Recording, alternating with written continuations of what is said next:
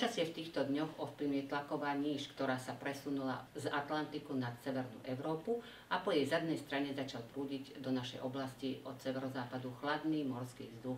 Preto prevládalo oblačné počasie s častými zrážkami, ktoré vyzerá, že bude aj v ďalších dňoch. V piatok očakávame veľkú, miestami prechodne zmenšenú oblačnosť. Na mnohých miestach sneženie alebo snehové prehánky, do 400 metrov aj zrážky dažďové. Bude naďalej hlavne na západe a severe veterno, na horách až silno veterno. Nočná teplota poklesne na 4 stupne až -1, maximálna denná teplota +3 až +8, na severe, hore hroní, miestami aj na Spiši očakávame teplotu -2 až +3 stupne. V sobotu naďalej oblačno zamračené a zrážky na väčšine územia, sneženie alebo dážď so snehom, v západnej polovici postupne miestami dážď. Naďalej na západe a severe veterno, na horách až silno veterno. Nočná teplota poklesne na +1 až -4 stupne, v údoliach ojedinele chladnejšie. Cez deň +1 až +6 stupňov, na severe, hore hroní či Spiši miestami okolo -1 stupňa.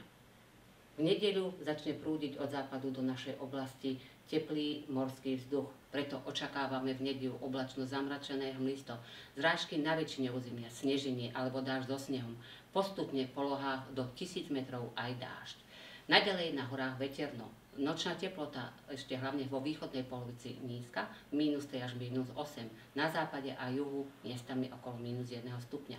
Cez deň +1 až +6 stupňov, na západe a juhu 6 až 11 stupňov.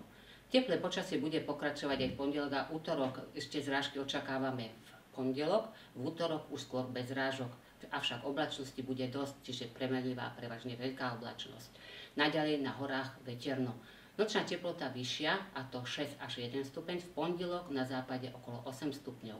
Cez deň maximálna teplota 4 až 9 stupňov, na západe a juhu 9 až 12 stupňov, na juhu v pondelok až do 14 stupňov. Na záver vám prajem šťastné a veselé Vianoce.